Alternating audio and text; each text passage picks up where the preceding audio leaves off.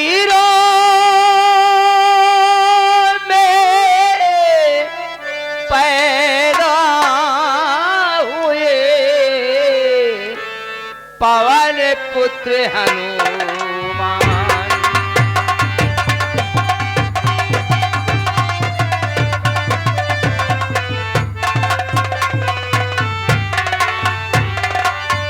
तीरों में पैदा हुए पवन पुत्र हनुमान।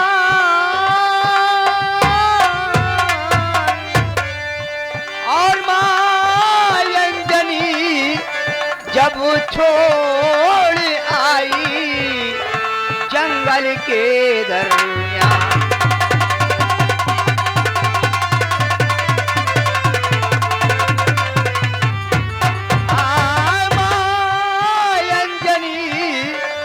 जब छोड़ आई जंगल के दरमियान।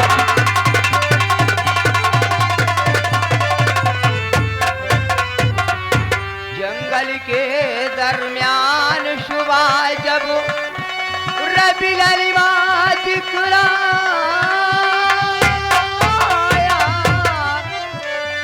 और क्या यार उन्हीं का चारों तरफ अंधेरा छाया।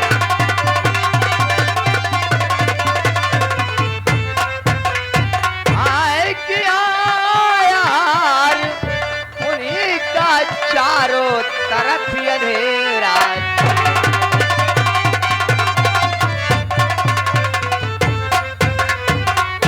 बिठाए गोद में भाई को भाई ने निर्वाया और गिरे वक्त पर दिया सहारा। धन्य है तेरी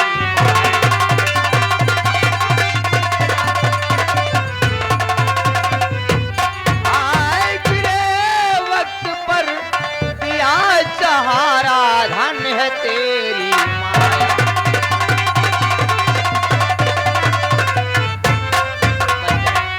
धुरंधर गदा चलैया लागो मेरी सहैया। बंदाई कलम उठाता और विनोद कुमार पर नजर में हर की हरदम रखती योदा।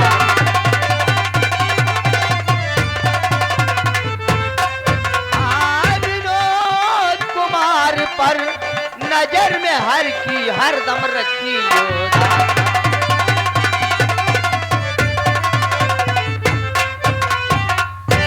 आइए एक फरमाइश लगी हुई है हमारे भाई साहब की। उनकी फरमाइश है चला हेराए ले सखिया।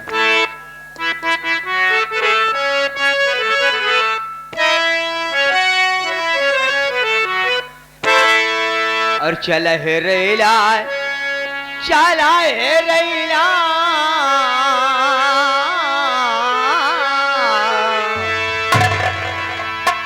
और चला है रैला शायखिया फुलवा काटा माय हेराने। चला है रैला शायखिया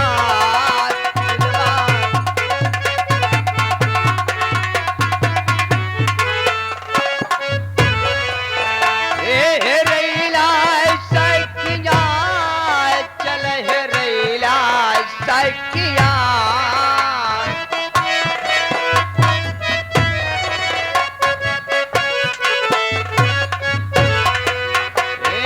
रैला सखिया चल हे रैला सखिया फुलवा काटा माहराने।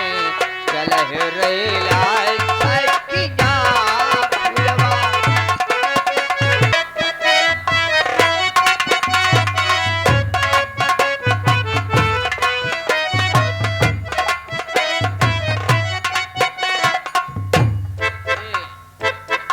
हरकेश बेदर्दी जी ये आगे हरकेश बेदर्दी जी सहायक अध्यापक महोदय, एक सुपर कलाकार हमारे भैया 10 रुपया हमारे नक्कारा वादक के लिए, 10 रुपया हारमोनियम वादक के लिए, 10 रुपया हमारे ढोलक वादक के लिए 30 रुपया पुरस्कार। पार्टी से बार बार नमस्कार भैया को धन्यवाद।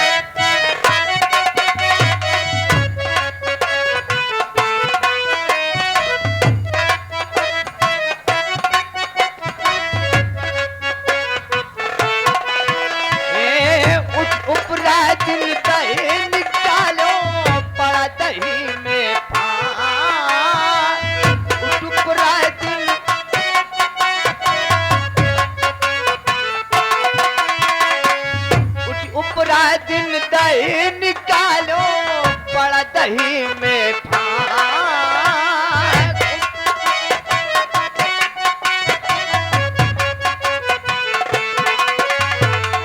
रंभलई के छाछ निकालो,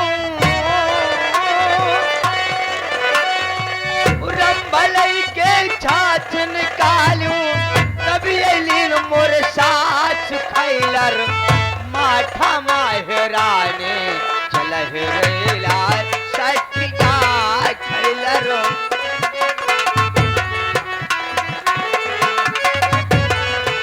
हेरेला सखिया चल हेरेला सखिया।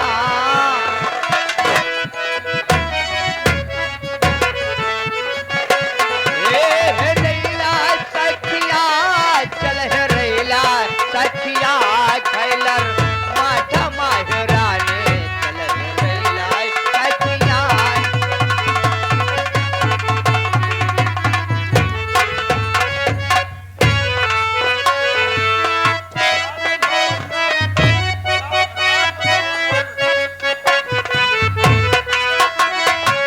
शास्त्रहीन भोजन बनवई बदे दाल भात तरकारी। शास्त्रहीन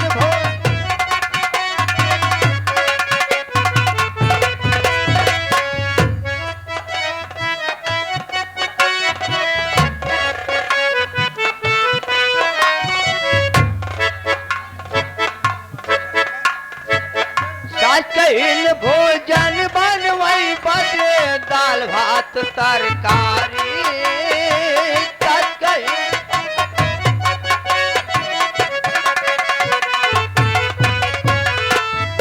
ये आगे श्रीमान अमरजीत लाइट हाउस भैया के कर कमोदार 11 रुपये पुरस्कार।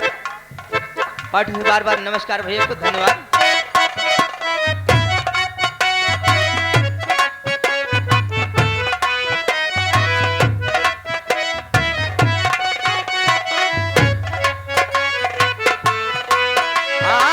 शास्त्रहीन भोजन बनवई बदे दाल भात तरकारी।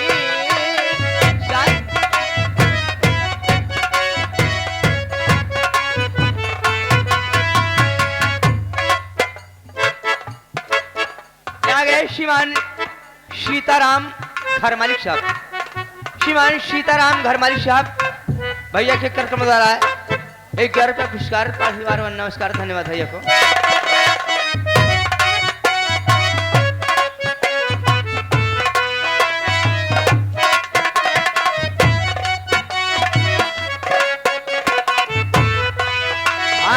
शास्त्रहीन भोजन बनवई बदे दाल भात तरकारी।